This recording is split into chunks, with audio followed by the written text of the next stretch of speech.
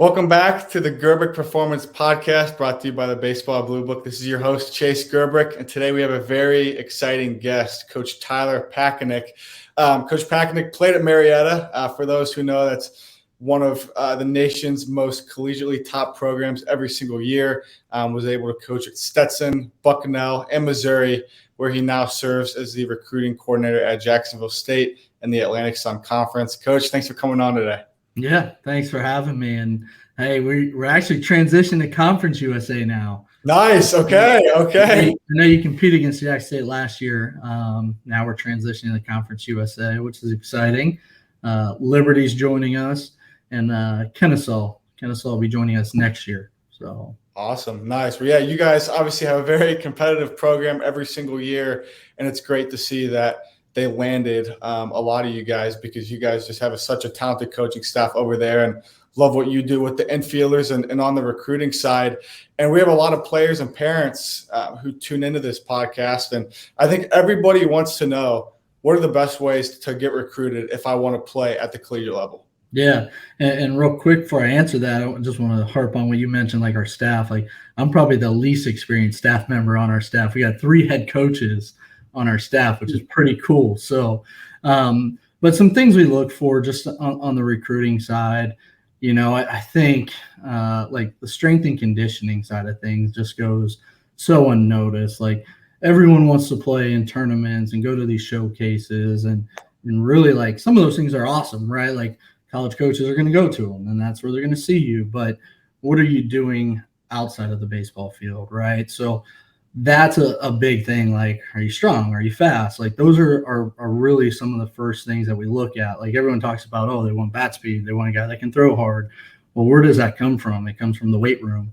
And the more you can do that as a high school kid, the more you can get into those, you know, those things, those routines, whether it's, you know, twice a week, 3 times a week, like those are things that we notice like right away, you know. So with the weight room, you know, obviously that should start in high school, and obviously it's a big piece at the college level. You know, you guys are lifting every single day.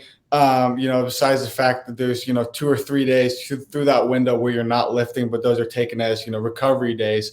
But, you know, for the average high schooler who wants to play at the next level, obviously weight room is very, very important. Mm-hmm. What are some things they should be targeting in the weight room, and how should they go about doing that? Yeah. So an area that I would like to learn a lot more about, but, you know, obviously, you know, I think a lot of that stuff, especially in baseball, you hear coaches talk about like the core and all that, right? And I think, you know, over the last couple of years, we've seen like the Aaron Judges, like they're huge, right? Yeah. Like, it was such a bad thing. I mean, 10, 15 years ago, like, oh, you don't want to lift like too much weight, like you don't want to become too stiff. Well, you know, yeah, I think there's a little bit of a middle ground there, but yeah, like you can't be afraid to throw some weight around either, right? And I think that's huge. I think like the speed agility stuff, like depending on what your program values, like something we value is speed. So you have to be able to run a little bit. You have to be able to apply pressure to the defense. You have to be able to cover ground as a defender. So those things I think are really important. Like core strength, obviously that's really important. Doesn't matter, you know, baseball's a rotational sport. It's whether you're pitching, hitting. I think that core stuff is obviously huge, but speed's another one, especially from the position player standpoint. Absolutely. And too, you know, alongside that, you know, for players who want to play at the college level, you know, there's going to be a point where, you know, your body starts to hurt, whether that's, you know, down the line in the spring or in the fall, just because you're practicing every day, you're lifting every day. And so recovery is also such a huge piece of that, you know, whether it's for pitchers, you know, infielders, outfielders, you name it. You know, what are some things that you've seen along the lines that players, you know, from all standpoints should be doing before college, you know, for recovery to start to train that? Yeah. Rest is huge, right? I talked about, like, man, you'll see some of these kids at every single showcase throughout the summer, and it's like, oh man, like when are they getting some rest? That rest part, I mean, that's the most important piece. You know, yeah, I get it. Like summer's a huge time from a recruiting standpoint, fall to an extent, and then, you know, baseball world, spring's a huge time for the high school baseball and stuff like that. So trying to find some time to just, you know, put it down for a little bit, get some recovery, let your body, rest and heal up, I think is really important. Now, are you big? I mean, there's a huge conception out there amongst college coaches on, you should be playing, multiple sports for as long as you can. This is something that just popped into my mind. Yeah. Are you an advocate for that, or is it more of, if you can help us win, we're going to want you, or is it kind of a mix? Talk about, what you think on that side and what you think players should be doing for the benefit of their health and for their career. Yeah. So between like the 2 sport athletes, 3 sports athletes, like for me personally, I don't really care. I think there's 2 sides of like what you're talking about. There's coaches like, oh, I love like a kid that plays football too because it makes them tough. Well, I've known guys that have just played baseball before and they're tough too. Like, right. So, I think that's up to the kid. If they really enjoy doing both, like have at it. Like that's awesome for you. If you just enjoy playing baseball, like great, like do that. So I wouldn't say I'm a proponent of one or the other.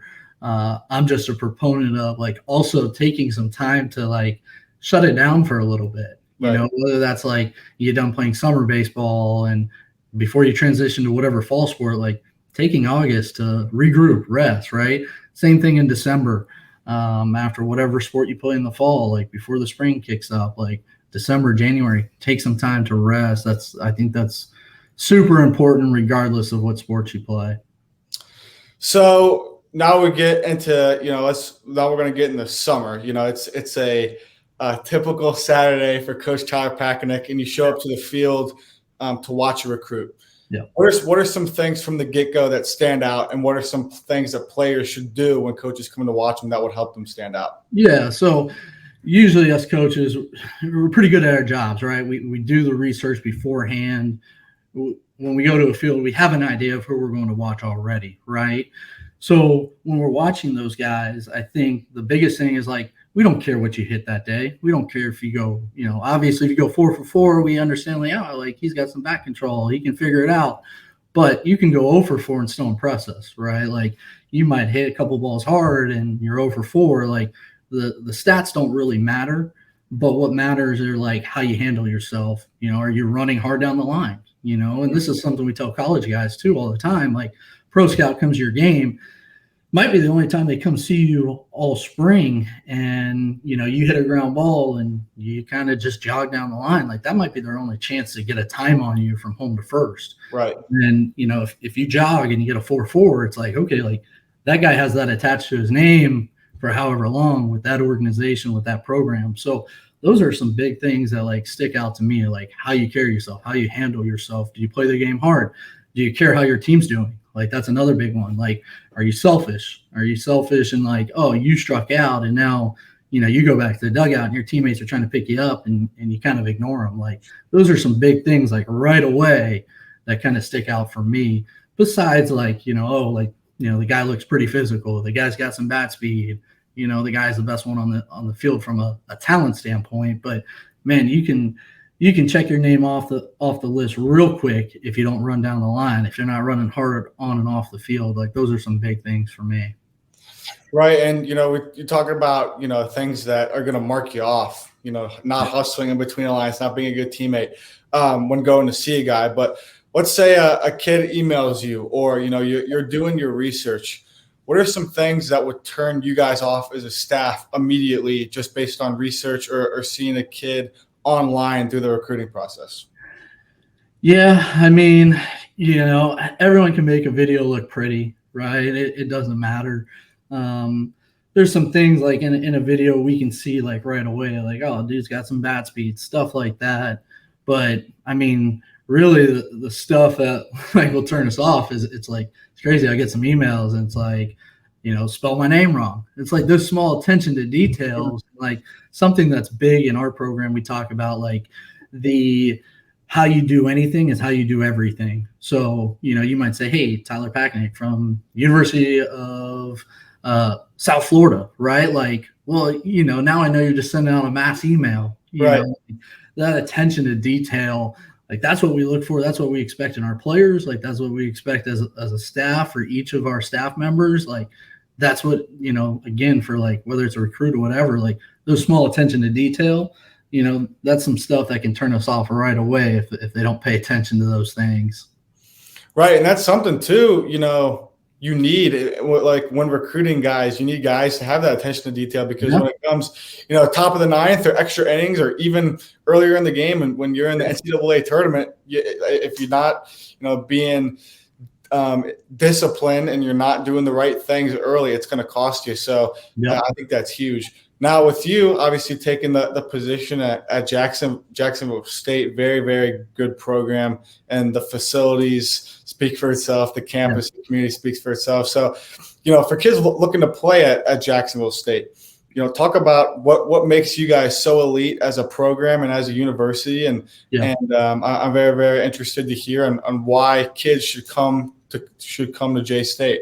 Yeah. So we talked about it a little bit, like our staff's amazing, right? And there's a lot of really good college coaches out there. And I'm biased, right? Like I work with some awesome staff members, and I think that's like number one, right? I mentioned we got 3 head coaches on our staff. Obviously Steve, his experience. Our pitching coach, Aaron, was a head coach at the junior college level. Our director of player development was a head coach at the junior college level. Coach Sharp, who I think is one of the best kind of rising stars on the hitting side, who has a ton of different experience and has already coached in the SEC, and he's 28 years old. Like, I think that's huge. I think the foundation, the history that Coach Case set here is unbelievable. I think we're kind of a sleeping giant as we kind of move into Conference USA, a really good baseball conference. There's a really good competition. We're in a hotbed for recruiting, being in the Southeast where people care about baseball. The other thing is like our administration, they care about it, right? And you kind of mentioned the facilities, like we just market a little bit. The facilities talk for itself, and that's just a testament to the administration that they care about baseball and that they're serious about it and they want to win. And it's baseball. Baseball is not the only sport here that has awesome facility. Like basketball arena sweet, the football stadium's growing. But from a facility baseball standpoint, it's a top 10 mid-major facility in the country. And I had a tweet yesterday talking about like our player development facilities and why they're important. Like makes practice move efficiently. Like it allows us to put the tools in there from a player development standpoint, from technology, to be able to have that stuff. And then again, just like the care factor, like if your administration doesn't care about baseball, the student athletes see that. They know they're not valued, and recruits see that, right? But when, that attention to detail that we talked about, how you do anything, like our facility was done right. They care about it, so they want to win. And when you have that administrative support to do that, I mean, it's sky's the limits for what this program can do. I think that's a huge piece to it too, not only at the college level, but, sending guys up to the pro level, because it's just a great way to prep guys for what you're going to see, whether you're able to replicate spin off the hack from a guy that you're going to see on Friday night, or, you're able to have those resources to make your pitchers better, your infielders better, right? And doing all that, collaboratively is so, so good. I want to stay on that side. You have all the resources. You guys have such a tremendous staff over there now, and I'm so excited to see where this program is going to be, not only this year, but in the next few years. And obviously every day is different for the D1 baseball athlete. But, for the average day, lift included, class, kind of talk about what the average day in the life looks like for a player at Jacksonville State or at a school that you previously coached at. Yeah, I think for the most part, regardless, right, what school you're at, I think the schedule is pretty similar. Position players for us, they're going to lift in the morning, like 7 to 8. They're going to go off to have breakfast, right? And then go off to class basically between that 9 to 2 o'clock range, right? And I think, again, that for the most part, most schools, that's going to be kind of that morning schedule. And then the afternoon, you got practice, right? So depending on the time of the year, whether you're in 8-hour weeks or in 20-hour weeks, just depends on how long that practice might be. So if you're in those 8-hour weeks, you're probably either getting an hour or you're getting 45 minutes of work in that day. If you're in your 20-hour weeks, you got that 3-hour long practice that you got to grind through. Right. And then in the evening, it's trying to balance everything else, right? It's trying to balance school. It's trying to balance your social life. That's important, right? So, and then you wake up and you do it all over again. So, you really find out who's kind of cut out for it. It's an investment, right? Like anybody can kind of just go and go through school and kind of have all that free time in the world. But a student athlete, I mean, you're trying to balance all those things, and all those things are important. Your social life's important. The school aspect is really important. And then baseball, are you truly invested in it? Because you're doing it, you're thinking about baseball at 7 a.m. all the way till the time you go to bed, and you're doing it all over again. You talked about, you might get 2 days off a week of rest and recovery, and those 2 days are extremely important. But for 5 days a week, it's a grind. Yeah, and I think that's a big, component of college baseball. There's a lot of high school athletes who don't know what they're walking into, right? They like the idea of it versus actually doing it. Yeah. So for high schoolers looking to play at the next level, we talked a lot about development. We talked a lot about, how good the game is right now at the maturity side. But what are some things they can be doing, mentally, physically, in high school that can get them ready for that next level? Yeah, it's – we talk about it with like incoming freshmen all the time. Is like, you're going to have to learn how to time management really well, right? So, waking up at, you got lift at 7. Well, that probably means you're waking up at 6 or 6:15 to at least get a snack in, get your body moving, so you're not sluggish to get to lift. Like, high school, you might start at 8. Okay, well, it's trying to figure out how can I get a morning lift in, or, hey, like I got class all the way till 3, and then, I got high school baseball practice afterwards. Well, then it's trying to figure out how do I get a lift in after the fact, and just trying to getting into that routine before you get to college, I think is really important and can really, kind of set you aside from being, just kind of your normal or average freshman that just shows up to a college and trying to learn then and trying to figure it out. Like if you can kind of get into that structured routine of trying to figure out how can I get a lift in 3 or 4 days a week, whether that's before or after class, like trying to just get yourself accustomed to being tired throughout the day and getting used to it and fighting through that, I think could really help. Absolutely. And for all the players who are watching this, when they're in high school, there's going to be days where they're going to wake up and they don't really want to go lift. They don't really want to go practice. And that's the nature of it when you do it every day. There's going to be days like that. But talk about the importance of doing the things on the days that you don't want to do them. To talk about the importance of having that maturity to go out, and those are the days that, hey, I got to do this and I got to work my tail off even harder on these days to make this happen. Yeah, I think Coach Bieser said in one of our meetings the other day with the team, talking about Kobe Bryant, and I know his birthday yesterday. Like Kobe talked about, he'd show up in the morning, and if another guy was there getting their work in too, he was like, okay, well, how do I beat that guy? Well, I need to show up 2 hours earlier, get my work in, recover, and then be there when that guy's working. Like to separate yourself. If you truly want to be the best, you have to put in that effort. Like there's no magic pill that anybody can give you to say, all right, like you're going to be the next Mike Trout, right? You have to put that work in. And to your point of, there's some struggle. Like, my wife's a big runner, and she talks about, that first mile, that second mile, always the toughest one. Yeah. If you can just push through that, now it just gets easier and easier as you go. And yeah, like we've all been through those, whether we didn't get enough sleep or, whatever, like we wake up and that first part of the day is really tough. But if you fight through it, you grind through that workout, it's just going to be better for you as you get into the dog days of a college baseball season or a professional baseball season. Man, you've been through the toughest part, right? You woke up at 5 a.m. and you felt terrible, but you went and got that workout in and you broke a sweat and now you're ready for it, right? Right. It's just, it's a mindset that you have to overcome, and you just got to break that shell. So for kids, looking for that, immediate result, or, kids who, are putting in the work and they're doing all the right things, but they aren't seeing results, as some of these other kids. And I know NCAA just placed a rule on, all the schools that now there's a certain age that they can contact them. Right now, you can't commit freshmen, sophomores, and have any contact with them until, is it junior year?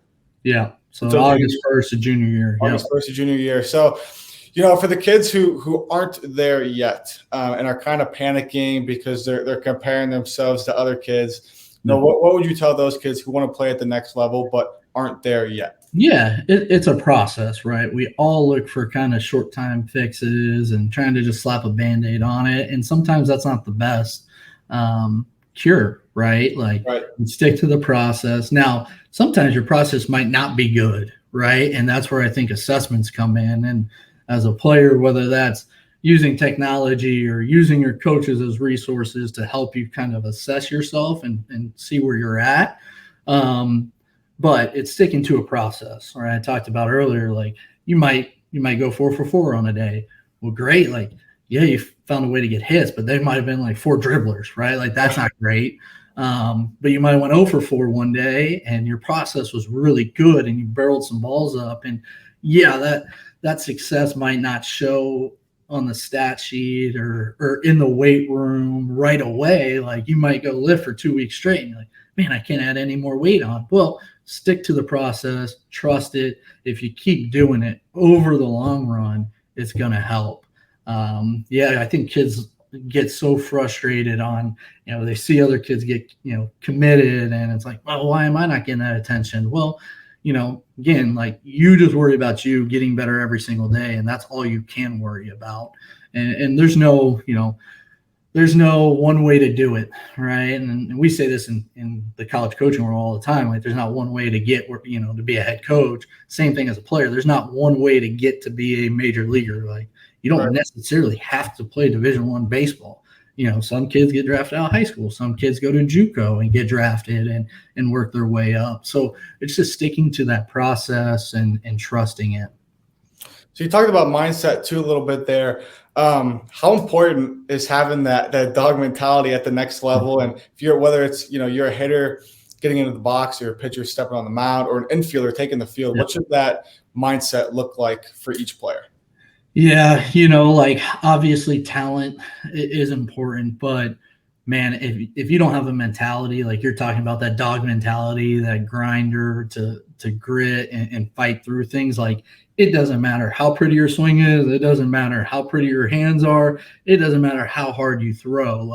If you don't have some confidence in yourself, if you don't have that mentality that I'm going to beat you, right? If you're that pitcher on the mound, if you don't have that mentality, hey, batter, I'm going to beat you, or hitter, vice versa, hey, then you're not doing any good, right? And so there's a talent factor that has to play to be able to continue to move up, but there also has to be that same mentality. And I think that's what separates, at the college level, if everyone's on the same playing field, it's that mentality that's going to put you above somebody, right? When you get to professional baseball, you might be on the same talent level as somebody in AA and you're in single A, but if you develop that mindset, hey, no one's going to beat me.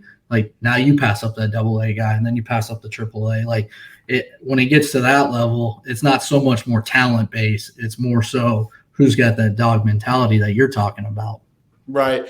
And so we've touched on mindset. We've touched on, obviously playing ability, taking, your recovery seriously, but if you're recruiting, 2 guys at the same position and they're head and head, playing wise, what are some, intangibles that would separate one from the other? Is it grades? Is it, personality? Is it, how they handle, a certain, variable in their day? Kind of touch on that and what would be the key separator between 2 guys who are head and head at the same position? Yeah. So, and we talked about it a little bit from that turnoff standpoint. Yep. And I mentioned the quote, how you do anything is how you do everything. So, again, I mentioned, how do you run on and off the field? That's number one separator for me. How you interact with your parents, how do you communicate on the phone, right? So those are all things that indicate, okay, is this guy going to be a team player or not?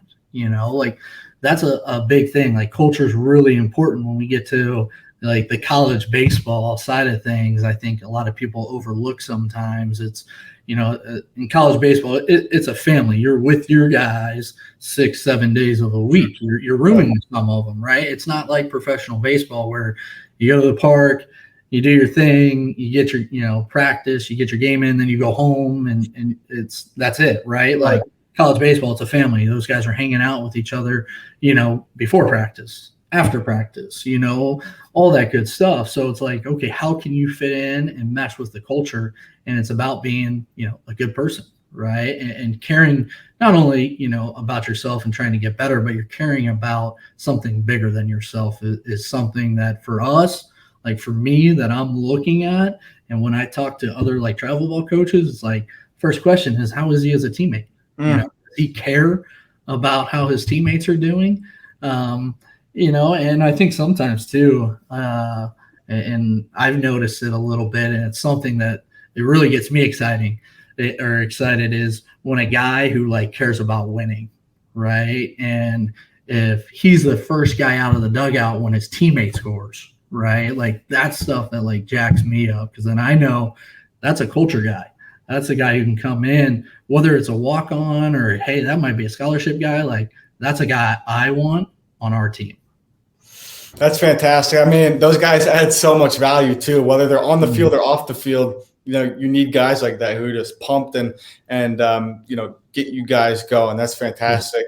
You talked about, finding the right fit. For you guys as a staff, finding a player that fits you, then also the player needs to make sure, the college is a fit for them.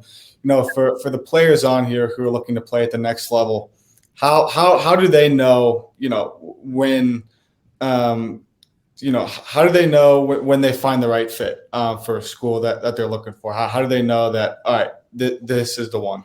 Yeah, so it's trying to look beyond just kind of the material, the edge of the surface type of stuff. Like, I think facilities are important, but then it's just looking beyond that too, right? Like, do they take care of their facilities, right? Like, who are the coaches, right? You might, if you just, if you decide to commit to a school after you've just talked to them on the phone one time, like that's probably not a good, that's probably not going to end very well, right? Like you take the time to get to know the staff. Does the staff take the time to get to know you, right? Like, yes, as college coaches, there's a lot of phone calls. We're recruiting, like you mentioned, you're recruiting juniors, you're recruiting seniors, you're recruiting the transfer portal. Like there's a lot of guys that we're recruiting at the same time. But if you care about it, and I think like that's something our staff like really like hits on, like, a recruit calls, we might not answer it the first time, but we're texting back like, hey, like when are you free to chat again? Like, do they take the time to actually show they care and they're invested in you, just not the thought of you as a player, right? And I think that's a big thing for sure that can help kids figure out if it is the right fit for them or not. That's fantastic. I'm glad you brought that up. Committing to a school, you have to find coaches who not only care about you as a player, but care about you as a person, care about, what you're doing academically. And I think that's so important. And they're honest about it too, right? Like they're honest about it. And I think that's really important too, because especially in the day of the transfer portal and kids have that option, which I think is great, right? Of whether they're looking to move up or whether they're, not happy with the situation and want to move on. I think as coaches, it's important that we're honest with them from the get-go, right? Like, and it's something I express when I'm talking with recruits all the time is like, hey, go look at our commitment list, right?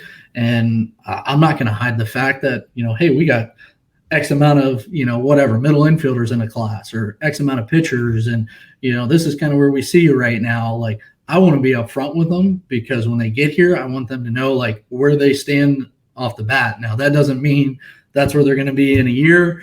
That doesn't mean that's where they're going to be in a week. Like, if they come in and they set an example and continue to progress, great. But I think it's important to have that honesty with them from the get-go, from the recruiting process. That's huge. And I think a lot of schools lack that. Obviously, that's why, you know, it's just a big thing. And that's why Jacksonville State, you know, nailed the head. You know, when I saw, you know, you guys going there, I'm like, oh my gosh, you know, that's just a steal of the century. So it's so cool they got you guys, and you guys are just tremendous people and great coaches. But Coach Packanik, I want to give you the floor here to close this thing out. Anything you have to say to players looking to play at the next level? Yeah, no. First thing, just hey, thanks for having me. But no, I know we covered a lot, and I think the biggest piece was sticking to the process, right? You know, that August 1st date now is like crazy, right? This year was all the 25s trying to get phone calls, and you know, some kids got 50 phone calls, some kids got 0. But if you're the kid that got 0, that doesn't matter. You know, what matters is what you do the next day and the work that you put in, because you know your time's coming, and Right. stick to the process, keep working, and like I mentioned earlier, there's not one way to get where you want to get to. You know, trust the process and just continue to get after it. Absolutely. Well, Coach Packanik, thank you for coming on. Everyone, this is Tyler Packanik, recruiting coordinator for Jacksonville State. You guys have tuned in to the GERG Performance Podcast, brought to you by the Baseball Blue Book. It's your host, Chase Gerbic. Coach Packanik, thanks for coming on today. Thanks, Chase. I'll talk to you soon.